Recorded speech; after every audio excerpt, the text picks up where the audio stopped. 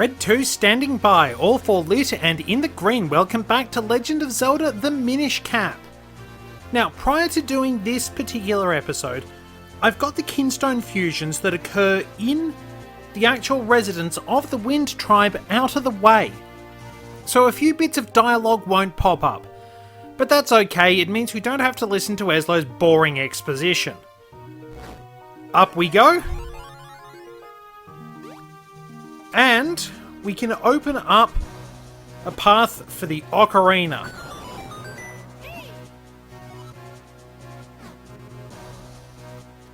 Skip his dialogue and we will find that this place is pretty familiar to us. If you want, you're able to warp back here thanks to this. Now let's see. That Octorok very rudely hit me as soon as I stepped off last time, so are we able to go through the area normally? Yes, we are. I think once you've reached here normally, as in when you're supposed to get there through the story, you'll be able to take that warp back and forth whenever you please. Makes things a bit easier. If we head through this way, we will be able to speak to Gregor, the old man we rescued earlier on. Can't quite remember what voice since I gave him. No, wait, I didn't give him any voice, because I was recording that in a Kinstone Fusion episode. Anyway, let's speak with him. Oh, it's Tom. Thank you for your help earlier. I've got something else good for you, so here, please take it. So, saving Gregor allows us to use the light arrow. It's completely optional. Hold the button to which you have the bow set. Allow me to demonstrate.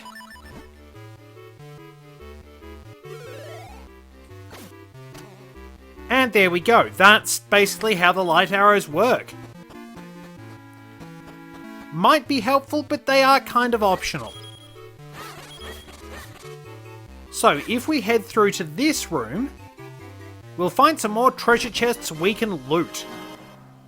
Might as well clean the place out because, well, that's pretty much what every good hero does. Now, there is an item we'll need before we can do the last of the Kinstone Fusions for the Bottle Quest and Stage 5. We'll get to that. Now, we can't get up to the roof just yet until we go through and speak with the matriarch of the Wind Tribe. Let's at least talk to her before we loot her stuff. Welcome, welcome. Long, long ago, and then an age before that, our tribe abandoned the place you call the Wind Ruins. With our magic, we moved our palace up into the skies. We are the Wind Tribe. We have been watching, and we know all that happens on your surface world. We know a small boy collects elements to lift the curse from a princess. We know of Vati and his evil acts. The winds tell us these things. The wind element that you seek lies deep in the palace of winds above me. When the blade has been infused with the four elements, the way to the light force shall open. So it is told in the legends of the Wind Tribe. Vati himself may already know this. Surface dwellers are not permitted to enter our palace, but you are special. You may continue to the roof, and we shall thank her by stealing her stuff. Not that we need very many more of these, but if you have been having trouble with those red kinstone fusions, this bit will help. There is a device in the palace that allows one to fly in the sky.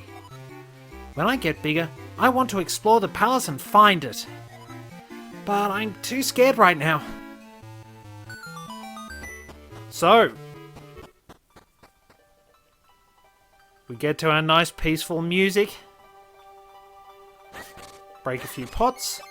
There's a fairy if we need it. Probably could do with a bit more healing in all fairness rather than just the milk, but oh well, we can pick that up for the last bit. Let's jump on into the whirlwind and head up to the palace, our final dungeon. What an irritation! We find our way to the very tops of the clouds, and now we have to go even higher to find a floating palace? I can't believe what a long way we've come. And look how high we are. Don't look down, Tom, and watch your step.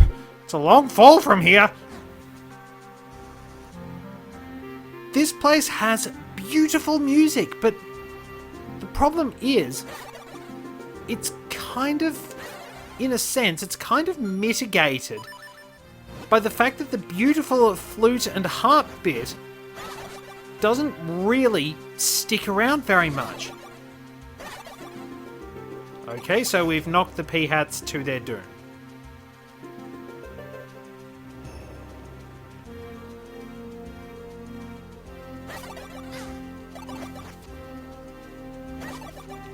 There we go, that's got rid of all of them. Yeah, it will mostly... Can you actually push this? Yes, you can. It'll mostly loot this second section over and over again, which I find anyway, is particularly annoying.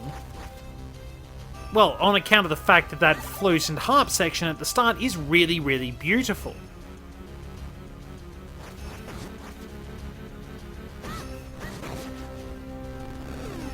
So there we go, we can hit that if we need to.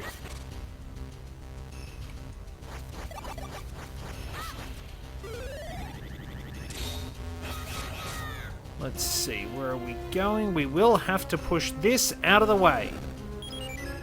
And first room done. Now keep in mind, this dungeon is long. And we mean really, really, really long. Whoops. Well, that didn't go too well. We're stuck here for a little bit.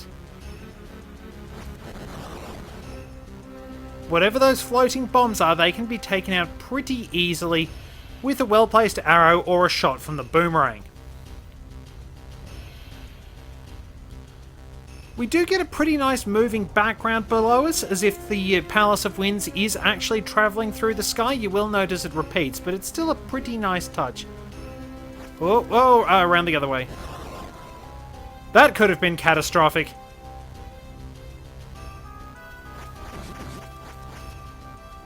Stealthos, for some reason, don't wind up shattering those. We've got Bob-ombs again, which we last saw in the Cave of Flames, and the boomerang will destroy them in one shot. Now my backside is on fire. Right, so we're looking for the shield, I think, so we can...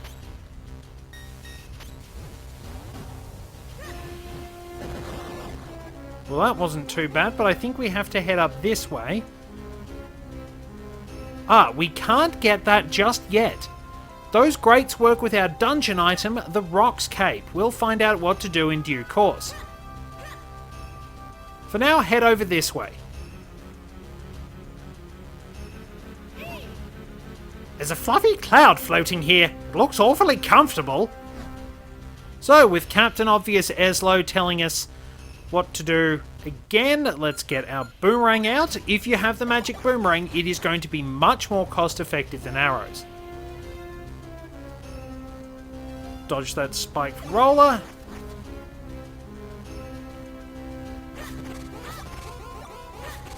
Aha! So, we can do some nice trick shots, but remote bombs will be extremely serviceable. Drop that. That should have worked. Thank you. That was a little odd. Alright, looks like it's time for a fight. We have whiz robes.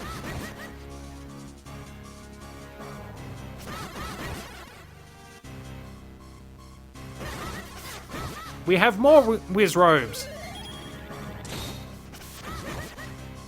That worked, surprisingly. And last one is... We have even more whiz robes.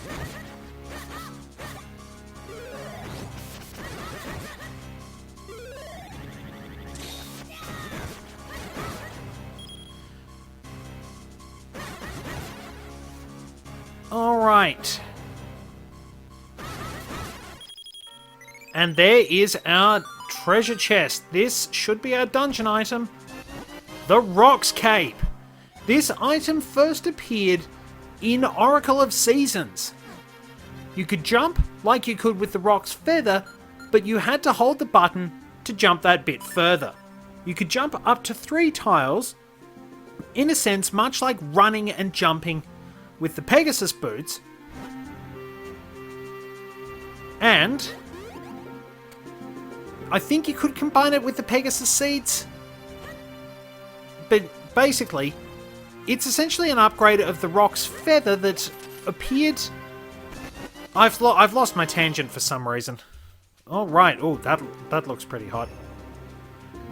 Wait for that to disappear. Get the bob-omb away, and we're good to go. So yeah, it hasn't appeared very often. It's odd that the rock's feather doesn't appear in this game, but the rock's cape does, but that happens. So yeah, you can jump slightly longer distances with it in this, and there are things set up so that you can sort of climb, as it were. I thought I dodged that, but that's okay. Gonna need to deal with the choo-choos with the nice boomerang. Or one of them can just jump to its death. That's fine by me. It gets it out of the way. Alright, so if you want to get rid of those enemies, again, a well-placed boomerang shot does the trick.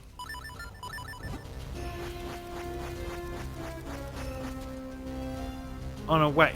Oh no, wait, they actually are floating a little bit, so we will have to jump past them. So dodge those and move on.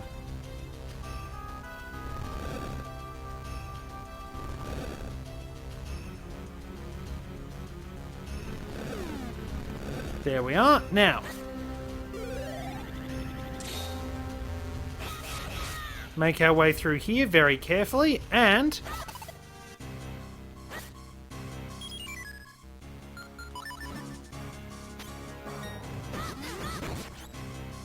those are actually much better at homing in than they have been in their previous appearances.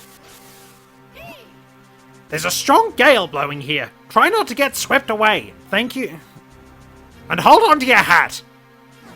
Thank you, Captain Obvious. So once we navigate past all of these, you can hide in those holes if you like.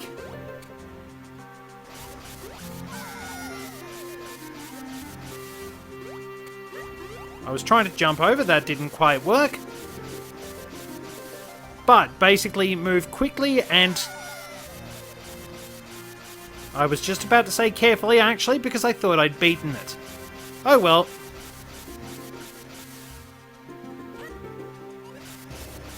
Basically, just hide, wait for the wind to stop blowing since we don't have any... Oh no, wait, hang on, that's it. I know what to do now. I'm stupid.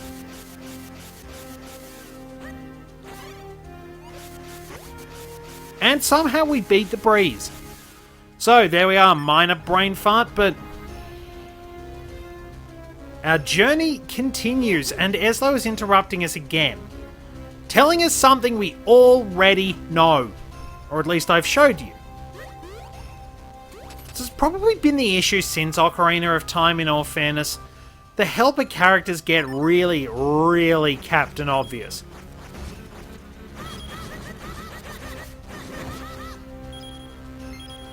And it can be incredibly frustrating listening to them. We can quickly go back and grab some supplies if we need to.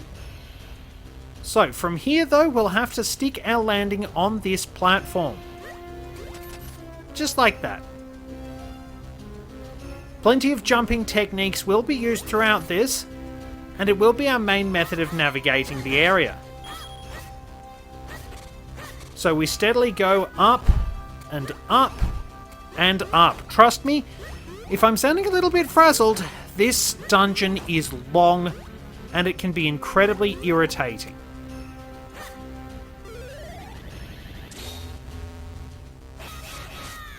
So you now have to ride this, and we have to... Wait, can their swords not do anything? We have to push this along very quickly. Oh, we just made it. That's not too bad. So apparently their swords can't actually damage anything. There is a heart piece here, but we will get to that one later on. Oh, it's only these ones we can push. Those crows will come at us a little later on. So just be careful. You'll have to jump between these two moving platforms once they eventually return. You miss these and there's sort of a lot of standing around doing nothing, really.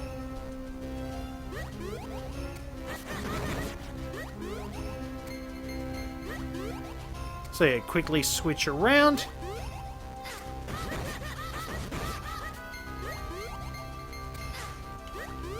Oh, that kicked me all the way back to the start. That one was my own fault.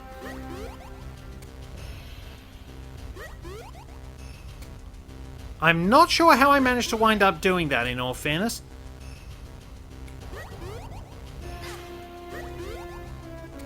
But there we are. Fairly simple puzzles, if I'm going to be honest.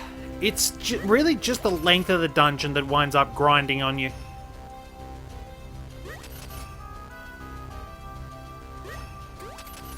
You don't have to do any fancy jumping, you just have to jump and go. As I said, we will see a heart piece later on, but we're going to wind up finding that a lot later.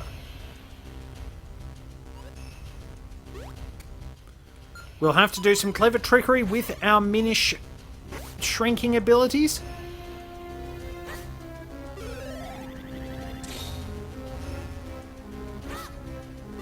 That was weird.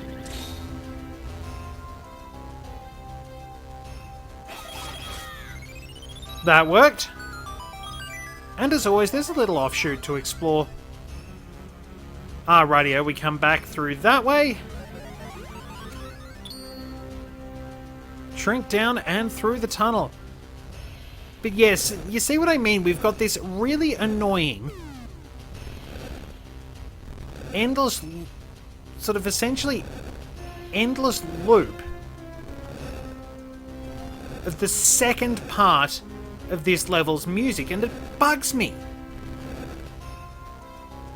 The length is pretty good, but the problem is that this music just, well, it kind of annoys me a bit. It's nowhere near as beautiful or as entertaining. I think I stuffed this up.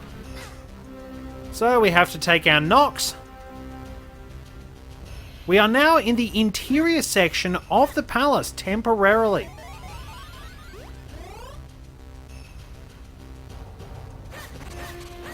So let's make our way out. And we get ourselves a key.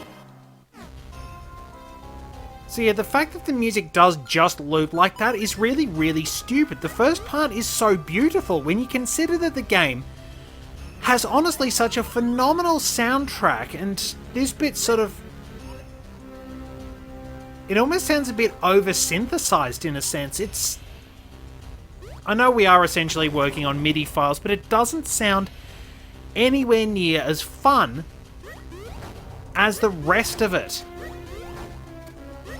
This is maybe, for me anyway, me being me, this is perhaps the one little flaw in what I think is an otherwise really, really good soundtrack, just having to put up with this bit for ages on end.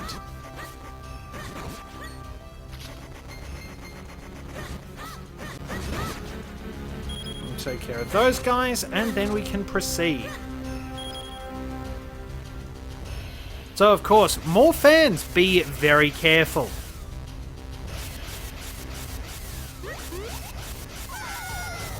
I actually tried to avoid that, believe it or not. There we are. Now, this bit can maybe get a little bit fiddly. We have to push everything a specific way. There we are. We'll avoid those choo-choos. And not get to jump fast enough. There we are. Much better. Much better. And there's our old buddy Lakitu again. But if we're quick, we can avoid him. Now, of course, I don't think you can use the Pegasus boots and the Roc's cape in tandem like you could in the Oracle games. So if we head up here, there's that heart piece I was talking about. And there's a blue kinstone piece. Not a lot of keys in this dungeon, especially in the exterior section. We are pretty much coming up towards where I've marked time, and keep note that you can't actually go backwards through this section. You have to keep on pressing forwards to the next bit, which makes me think that I missed something. I always wind up thinking I missed something.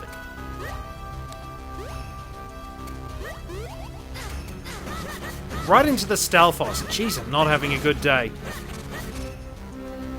So as we continue adventuring, we go through this door and we have to fight ball and chain troopers. Bait them into attacking. And then dodge their strikes. You get 50 rupees, so in all fairness, I could probably go and get a red potion just to be on the safe side. I could also go and see how the Pico blooms are going.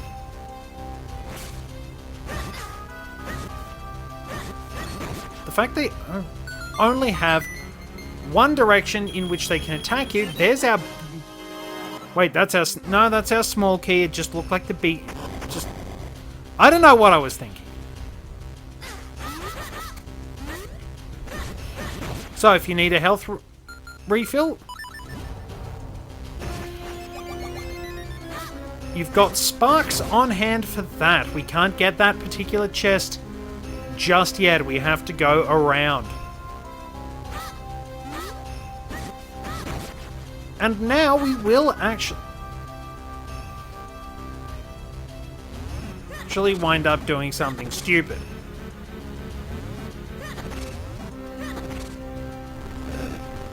So let's move one of these pots along and put it on a switch of our choice.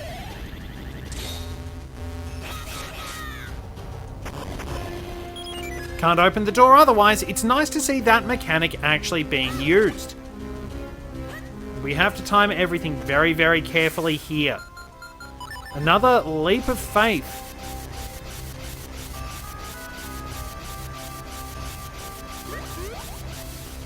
How did I...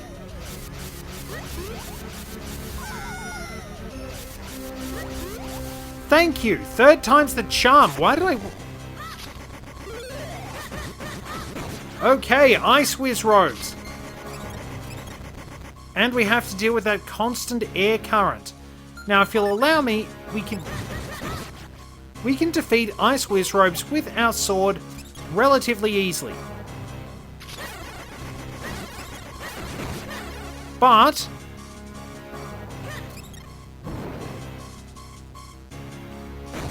if you like, you can one-shot them with the Flame Lantern. Originally, the Fire Rod was going to be the dungeon item of the Temple of Droplets, but that wound up being dummied out. However, you can still see evidence of the Fire Rod being involved in the figurine, for Ice Whiz Robes. Come on, Rubber Arms, get it over the gap. That's right, they've got really crappy explosion ranges.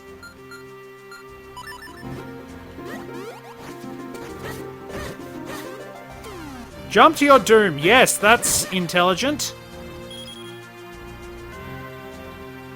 And once again, we'll have to make a bit of a loop around. This time, much smoother.